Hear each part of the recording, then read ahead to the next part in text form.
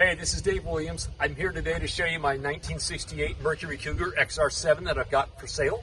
I wanted to give you some background on the car, show you some of the details of it, and also talk a little bit about some of the things that maybe aren't perfect on it. So I came to the car, it was actually my father's car. He bought it new in 1968 off the showroom floor at Pabst Lincoln Mercury in Sunnyvale, California. I was 5 at the time, and my only real input at that point was get a yellow car. And as you can see, he listened to me. He bought this new off the showroom floor that day.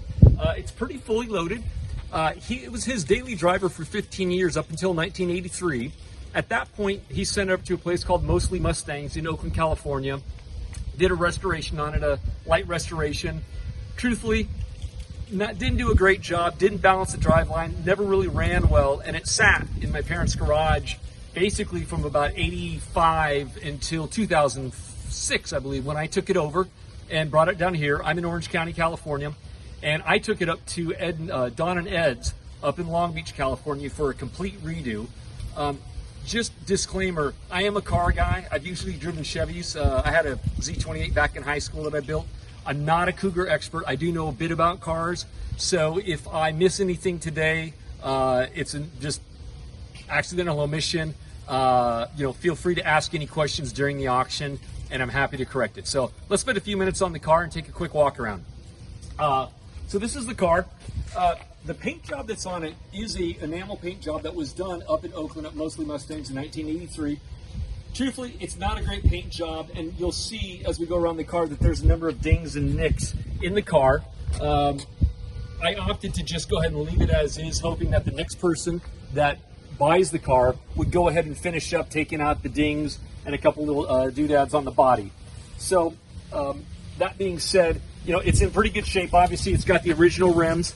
On these XR7 emblems here, I think everybody knows those are pretty tough to come by.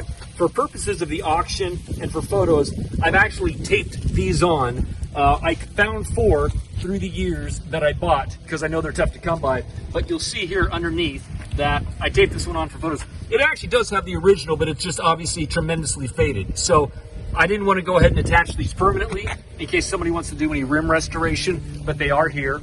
As well, I'd point out this emblem here, it's not attached. I finally found one at auction to go ahead and complete the car here, but that'll pull out. So ultimately, when you do some body work, you want to attach that permanently. Coming down the line, like I said, the amazing thing about this car is it is mostly original. My father was a private practice orthodontist for his career. So when he had the car, it was his daily driver. He parked it in an underground garage all day. And then when he came home in the evening, he parked it in the garage. So it spent most of its life in a covered, somewhat dark area. So this vinyl top here, for instance, this is all original. You'll see in the photos, there's a couple little dings in it that I guess has some sun age on it. But this is an all original top. All the badging on the car is original. The rims are original. Everything you see is pretty much original on the outside. We come around back here, and you'll see.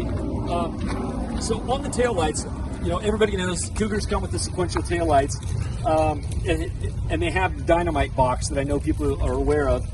I have the original dynamite box still, but I recently had some gentleman over at Mustangs and Fast Fords in Santa Ana, California, go ahead and we'll have this on video later, go ahead and change this out to the LED sequential kit. So you've got beautiful taillights. That's an original there. This valence panel down here, you'll see here, unfortunately, many years ago, I caught a 5-gallon bucket as I was backing up the car and didn't know it was there. So it's got a little crease there. This bumper was a replacement bumper. That was replaced in '83 though, so it is a domestic bumper, not an import bumper. So it's a real nice solid steel bumper.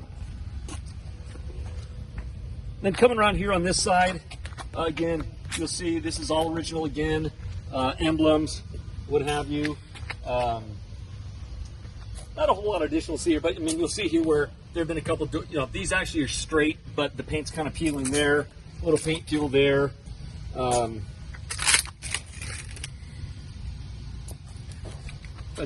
that kind of sums the car from the outside. I'll stay up here in front, and we'll show you again on video a little bit later, but the headlights still, the vacuum operated, the headlights still operate nicely. They flip up and come right back down. I'm going to go ahead and pop the hood here and let you see what's under the hood. You'll see here, still has the original factory insulation here. This is a 390 two-barrel carburetor from the factory. It has factory AC here that you'll see. Just note, I have had the AC gone through back in 2008 in Don and Harold's, but I think since then it's picked up a little leak somewhere because it does not blow cold, unfortunately. As well, while I'm thinking about it, I see the horn units here. I think there's probably just a wire that's not connected somewhere, but the horn does not work. I haven't investigated as to why. Other than that, you'll see from the receipts I've posted that the engine was entirely, the whole driveline, in fact, was gone through in 2008 and 9, I believe, when I had it up at Don and Harold's in Long Beach. They rebuilt the entire engine, they rebuilt the transmission, went through the rear end, all new brakes. Trying to think what else I can tell you here about the engine. It runs cool. It actually could be a daily driver. Candidly, the reason I'm selling it today is just the fact that I've had it for a number of years, and I found that as time's gone on, I just don't drive it as much, and I think it's time to let somebody else who can enjoy it. But we'll fire the engine up in a bit and let you hear it run, and we'll do some driving. Great, so we've seen the engine. Let's go ahead and look under the engine for a minute. There's some pictures that I had taken. I put it up on a rack, but I wanted to look under as well. What you'll see there is I just had all the brakes done, replaced entirely at Mustangs and Fast Fords in Santa Ana. As well, I believe it's got a new alternator, but real clean underneath, well maintained, and in good shape. We've taken a look around the outside of the car, so let's spend a few minutes on the inside if we could, please. The great thing about this car, because it was covered for so many years, the interior is almost entirely original here. So as you look at the door panel over here, this is an original door panel. Note here that I, unfortunately, when I was in high school, conned my dad into letting me put a stereo in here and cut these into the door panels. In hindsight, wish I hadn't, but they're there. It is what it is. The interior is all original. We did have the front seats recovered in 1983 when mostly Mustangs did their work, but everything else that you see in here is original. If you take a look at the dash liner here, you'll see it's absolutely immaculate. There's not a single crack in the liner here at all. On the dash itself, it's got that kind of burled walnut look that was standard on the XR7s. It's in great shape with all the gauges. A couple things here. I noticed that the tachometer, it's an electronic tach. It used to have kind of an intermittent little hiccup to it where it would be on and then off. It's mostly off now, so I think there's probably a little short on that tach that'll need somebody to take a look at. Other than that, everything's in great shape. All the interior lights work. All the toggle switches do activate their lights. What else can I tell you? In the back seats, let me flip this seat back. You can see here, the back is all original as well. It's immaculate. The back here on the rear tray, you'll see that that's not cut in for any speakers there, so that's all brand new there. But in general, that leather interior in the back, that's all original. Actually, the headliner in this car is original, in phenomenal shape. I mean, it's just completely unmarked. And as well, one thing you'll notice about the XR7s, this has the shoulder belts up here on both sides. One thing I'd point out, got a little crack. I don't know what this panel's called here, but a little crack down there in that panel, I guess probably needs, I don't think you can repair that. Might need a replacement there. But other than that, I'm real proud of the interior as far as how well it's been maintained.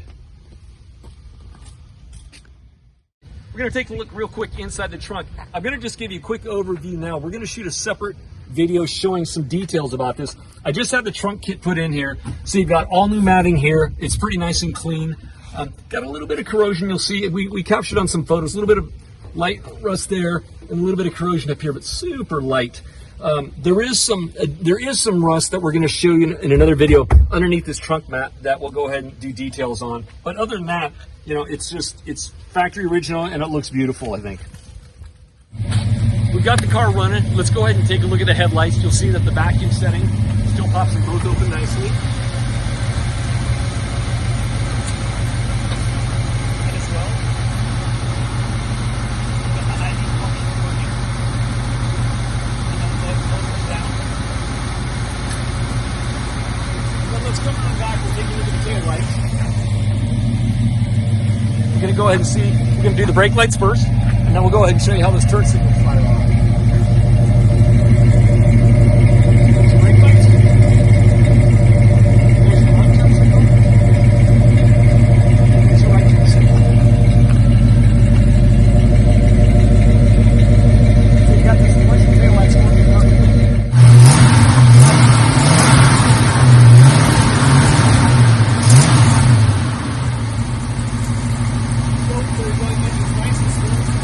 Nice idle, revs well, and looks good while doing it.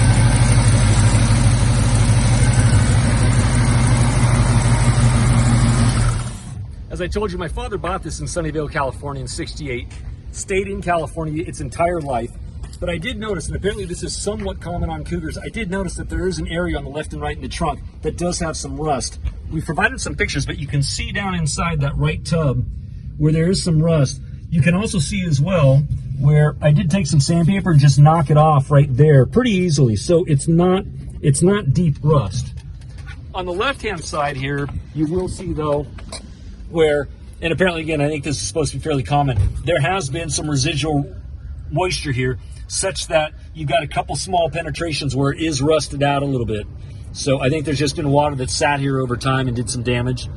And as well, you look back here where, I'm not sure, I guess this is some type of insulation that the factory puts in, but you know, it's not a rust at all. It's some type of like a tarry that they painted over, but you'll see it comes out black, not rust. But this is probably the biggest area in the car as far as things that I've seen rust that's actually done some damage. All the other areas that I've seen are just very light surface rust that come off with a little bit of sandpaper.